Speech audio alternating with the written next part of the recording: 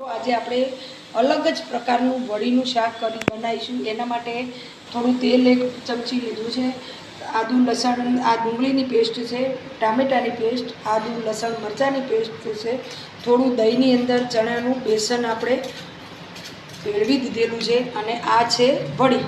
ચાલો આપણે બનાવીએ। તેલ આપણું ગરમ થઈ ગયું। હવે આપણે વડીને તેલની અંદર ધીમે ધીમે શેકી દઈશું। જોઈ શકો છો કે ધીમે ધીમે આપણે વડીને શેકતા હવે એનો કલર બદલાઈ ગયો છે। હવે ગેસ બંધ કરી અને આ વડીને આપણે ઠંડા પાણીમાં નાખી દેવાની છે, જેનાથી આપણે ઘણાને પ્રશ્ન એવો થાય છે કે વડી ચવડ થઈ જાય છે, પરંતુ તમે આ રીતથી વડીનું શાક બનાવશો તો વડી ચવડ નહીં થાય અને મસ્ત પનીરનું આપણે ખાતા હોઈએ એ સ્ટાઇલથી લાગશે। આથી આપણે રહી ફૂટી ગઈ છે। હવે હિંગ નાખીશું, મીઠા લીમડાના પાન નાખીએ, પછી આદુ લસણ અને મરચાંની પેસ્ટ નાખીશું,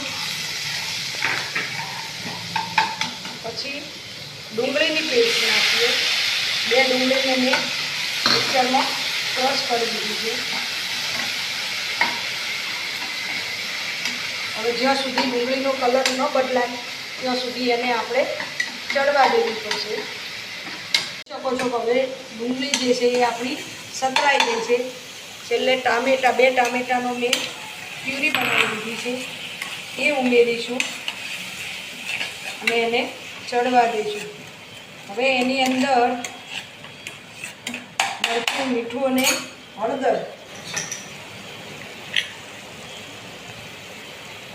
1 ચમચી મરચું, અડધી ચમચી હળદર, સ્વાદ અનુસાર મીઠું ઉમેરી અને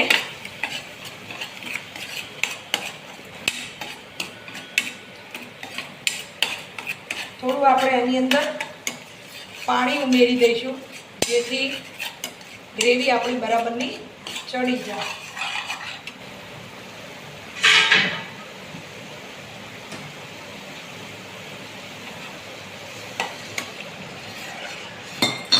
હવે થોડી વાર આપણે આ ગ્રેવીને ચડવા દઈશું। ગ્રેવીને આપણે ચડવા દેવાની છે। જ્યારે ડુંગળી અને ટામેટાં બરાબરના ચડી જશે ત્યારે અંદરથી તેલ છૂટું પડશે, પછી આગળની આપણે પ્રોસેસ કરીશું। મજાની જુઓ ગ્રેવી તેલ છૂટું પડી ગયું છે। હવે આ સ્ટેપે આપણે જે દહીંની અંદર ચણાનો લોટ 1 ચમચી નાખ્યું હતું એ ઉમેરી દઈશું અને હલાવતું રહેવું પડશે, એટલે કે દહીંના કારણે દહીં ફાટી જવાની શક્યતા રહે, એટલે આપણે થોડા સમય તેને હલાવતું રહેવું પડશે। આપણે જે વડીને તળી હતી એને આપણે પાણીમાં પલાળી હતી એને હવે નેચોઈ અને આપણે આની અંદર શાકની અંદર ઉમેરી દેવાની છે।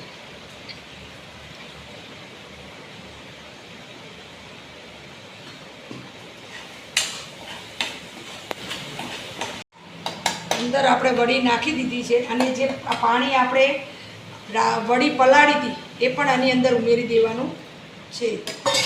હવે થોડી વાર ચડવા દઈ અને આપણી વડીનું શાક તૈયાર છે।